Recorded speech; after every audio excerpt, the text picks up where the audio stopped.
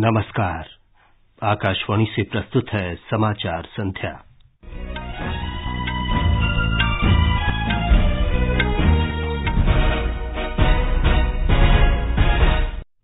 Shanghai सहयोग संगठन के विदेश मंत्रियों की बैठक गोवा में शुरू। विदेश मंत्री डॉ सुब्रमण्यम जयशंकर ने चीन, रूस और उज्बेकिस्तान के विदेश मंत्रियों के साथ द्विपक्षीय वार्ता की। कर्नाटका विधानसभा चुनाव प्रचार चरम पर। विभिन्न राजनीतिक दल मतदाताओं को अपने पक्ष में करने के लिए रैलियां कर रहे हैं। पटना उच्च न्यायालय ने बिहार सरकार को जाति आधारित सर्वेक्षण तत्काल बंद करने का निर्देश दिया। केंद्रीय मंत्री पीयूष गोयल ने अमरीकी कंपनियों को विश्वास दिलाया कि भारत में नीतिगत सुधारों से उन्हें लाभ होगा। ऑपरेशन कावेरी के अंतर्गत संघर्षग्रस्त सूडान से अब तक लगभग 3,600 भारतीयों को निकाला गया।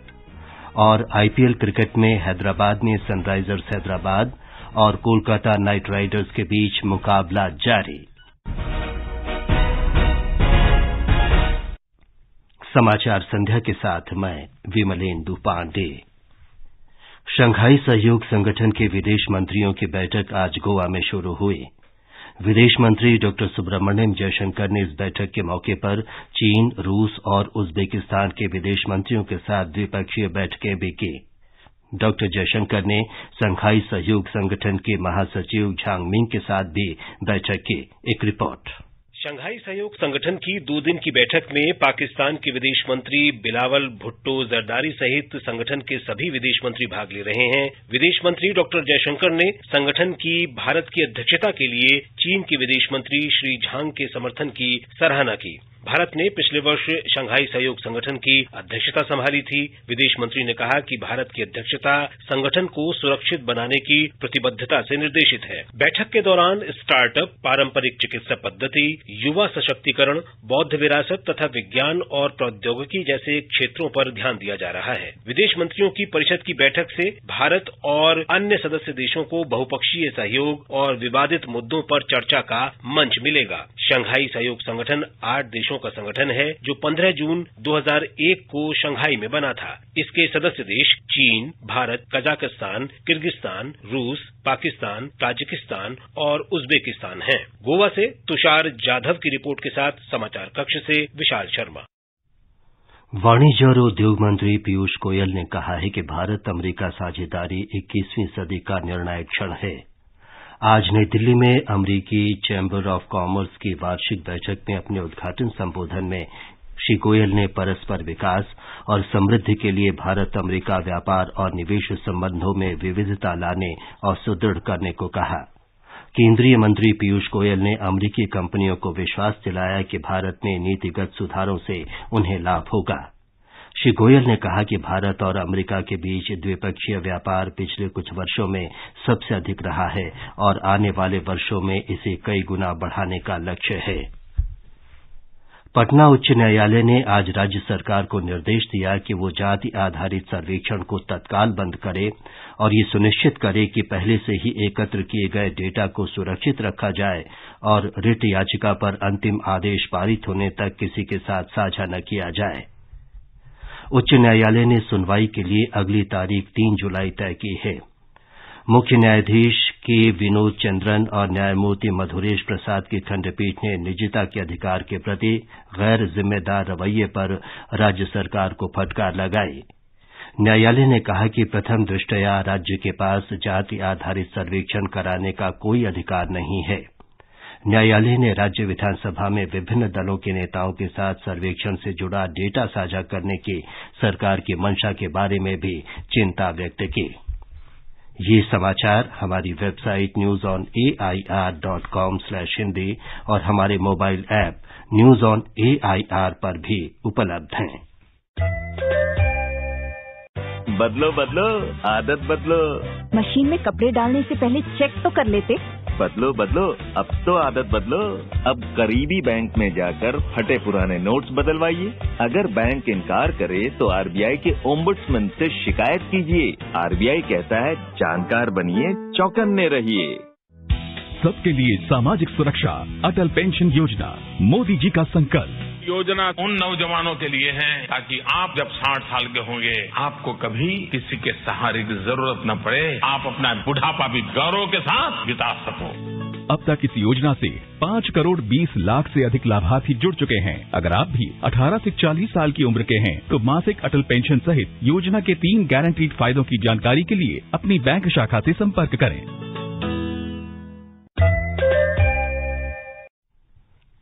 समाचार संध्या में आपका फिर स्वागत है। कर्नाटका में 10 मई को होने वाले विधानसभा चुनाव के लिए प्रचार चरम पर पहुंच गया है। भाजपा के वरिष्ठ नेता और प्रधानमंत्री नरेंद्र मोदी कल से राज्य का दौरा करेंगे। वे कल दोपहर बाद बल्लारी में जनसभा को संबोधित करेंगे। गृह मंत्री अमित शाह ने जेवारगी में जनसभा को संबोधित किया। राजस्थान के मुख्यमंत्री और कांग्रेस के वरिष्ठ नेता अशोक गहलोत ने हुबली में प्रचार किया। ब्यौरा हमारे संवाददाता से। सभी राजनीतिक नेता तपती धूप और बारिश का परवाह किए बिना प्रचार कार्य में लगे हुए हैं। हुब्बಳ್ಳಿ में चुनाव सभा दौरान मुख्यमंत्री बसवराज बोम्माई जी ने पत्रकारों से बात करते हुए कहा कि कांग्रेस तुष्टीकरण की राजनीति करती है। कांग्रेस के नेता सिद्धरामैया ने आज वरुणा में पत्रकारों से कहा है कि जब वह मुख्यमंत्री थे तभी कर्नाटका नंबर 1 था। चन्नपट्टना में चुनाव कार्य कर रहे जेडीएस के वरिष्ठ नेता देवेगौड़ा ने कहा कि उनके बेटे कुमारस्वामी इकलौते ऐसे मुख्यमंत्री रहे जिन्होंने किसानों का ऋण माफ किया था। सुधींद्रा, आकाशवाणी समाचार, बेंगलुरु। उत्तर प्रदेश में स्थानीय निकाय चुनाव के पहले चरण में आज 37 जिलों में मतदान शांतिपूर्वक संपन्न हो गया। राज्य निर्वाचन आयोग के अनुसार शाम 5 बजे तक 45% से अधिक वोट डाले जा चुके थे। प्रयागराज में सबसे कम 30% मतदान दर्ज किया गया। महाराजगंज जिले में मतदान सबसे अधिक रहा। यहां शाम 5 बजे तक 60% से अधिक वोट डाले गए। मुख्यमंत्री योगी आदित्यनाथ ने गोरखपुर में और रक्षा मंत्री राजनाथ सिंह ने लखनऊ में वोट डाला। उप मुख्यमंत्री केशव प्रसाद मौर्य ने प्रयागराज में अपने मताधिकार का प्रयोग किया। द्वितीय चरण का मतदान 11 मई को होगा और वोटों की गिनती 13 मई को होगी। उत्तर प्रदेश विधान परिषद की 2 रिक्त सीटों पर उपचुनाव 29 मई को कराए जाएंगे। निर्वाचन आयोग ने आज घोषणा की कि 11 मई को अधिसूचना जारी की जाएगी और 18 मई तक नामांकन दाखिल किए जा सकेंगे। मतगणना 29 मई को होगी। श्री लक्ष्मण प्रसाद आचार्य के इस्तीफे और इस वर्ष 15 फरवरी को श्री बनवारी लाल के निधन के कारण 2 सीटें रिक्त हुई थीं। मणिपुर सरकार ने राज्य में जनजातीय लोगों और बहुसंख्यक मेइती समुदाय के बीच बढ़ती हिंसा रोकने के लिए देखते ही गोली मारने का आदेश जारी किया है। राज्यपाल अनुसुईया उइके की ओर से जारी आदेश में कहा गया है कि चेतावनी और उचित बल प्रयोग के बावजूद स्थिति नियंत्रित न होने पर देखते ही गोली मारी जा सकती है। मणिपुर में भड़की व्यापक हिंसा पर नियंत्रण के लिए सेना और असम राइफल्स के 55 दस्तों की तैनाती की गई है। गुजरात सरकार ने मार्च महीने में बेमौसम बारिश से प्रभावित किसानों के लिए आज एक विशेष राहत पैकेज की घोषणा की। मुख्यमंत्री भूपेंद्र पटेल की अध्यक्षता में राज्य मंत्रिमंडल की बैठक में ये निर्णय किया गया। ब्यौरा हमारी संवाददाता से।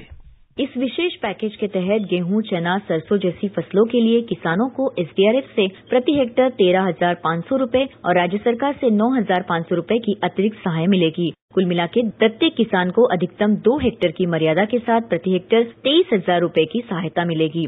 आम, अमरूद और नींबू जैसे बागवानी उत्पादनों के नुकसान के लिए राज्य सरकार किसानों को प्रति हेक्टेयर 30,600 रूपये का भुगतान करेगी। सरकार पात्र किसानों को 4,000 रूपये की न्यूनतम सहायता का भुगतान करेगी। अपर्णा खून, आकाशवाणी समाचार, अहमदाबाद। ये समाचार आकाशवाणी से प्रसारित किए जा रहे हैं। ताजा समाचार जानने के लिए आप हमारे Twitter handle @AIR News Hindi को फॉलो कर सकते हैं।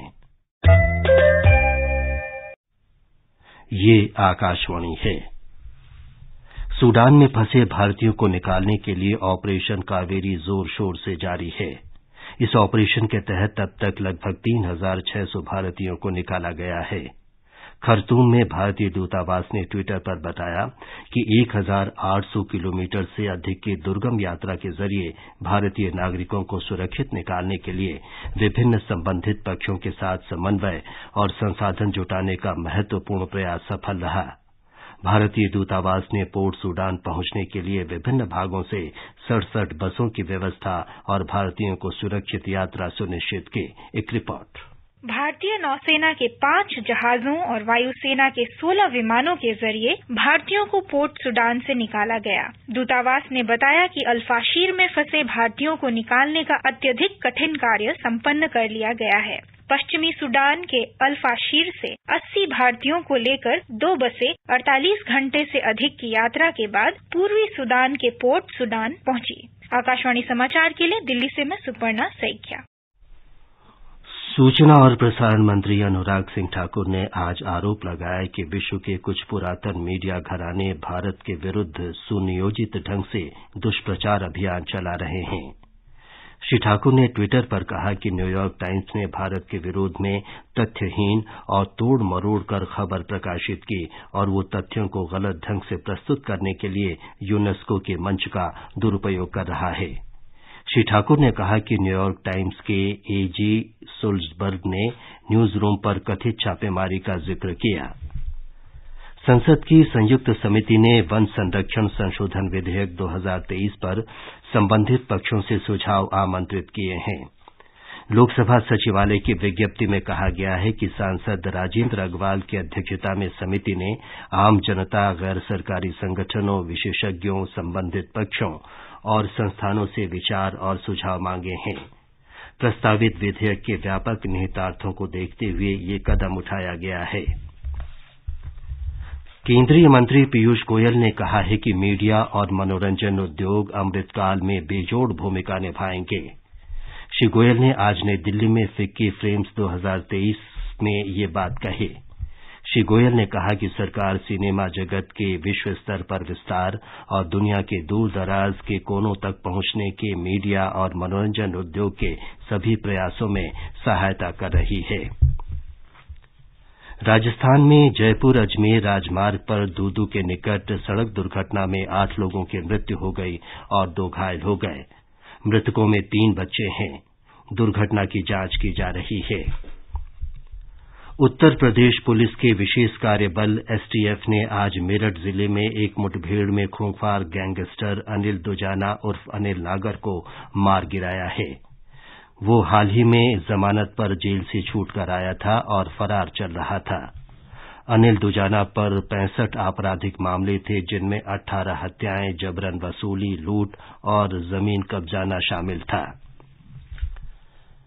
संस्कृति मंत्रालय और अंतर्राष्ट्रीय बौद्ध महासंघ कल नई दिल्ली के राष्ट्रीय संग्रहालय में वैशाख पूर्णिमा का उत्सव मनाएंगे। इस अवसर पर विभिन्न स्वायत्त बौद्ध संगठन और संस्कृति मंत्रालय के तहत अनुदान प्राप्त संस्थान विभिन्न कार्यक्रम आयोजित करेंगे। संस्कृति मंत्रालय ने बताया है कि लेह के पोलो ग्राउंड में भव्य कार्यक्रम आयोजित किया जा रहा है। उपराष्ट्रपति जगदीप धनखड़ और लोकसभा अध्यक्ष ओम बिरला ने बुद्ध पूर्णिमा की पूर्व संध्या पर लोगों को बधाई दी है। उपराष्ट्रपति ने अपने संदेश में कहा कि बुद्ध पूर्णिमा गौतम बुद्ध की शिक्षाओं के बारे में चिंतन करने का दिन है। आईपीएल क्रिकेट में हैदराबाद के राजीव गांधी इंटरनेशनल स्टेडियम में सनराइजर्स हैदराबाद और कोलकाता नाइट राइडर्स के बीच मैच जारी है। कोलकाता ने टॉस जीतकर पहले बल्लेबाजी करते हुए ताजा समाचार मिलने तक 17 ओवर में 6 विकेट पर 148 रन बना लिए थे। अंत में मुख्य समाचार एक बार फिर। शंघाई सहयोग संगठन के विदेश मंत्रियों की बैठक गोवा में शुरू। विदेश मंत्री डॉ सुब्रमण्यम जयशंकर ने चीन, रूस और उज्बेकिस्तान के विदेश मंत्रियों के साथ द्विपक्षीय वार्ता की। कर्नाटका विधानसभा चुनाव प्रचार चरम पर। विभिन्न राजनीतिक दल मतदाताओं को अपने पक्ष में करने के लिए रैलियां कर रहे हैं। पटना उच्च न्यायालय ने बिहार सरकार को जाति आधारित सर्वेक्षण तत्काल बंद करने का निर्देश दिया।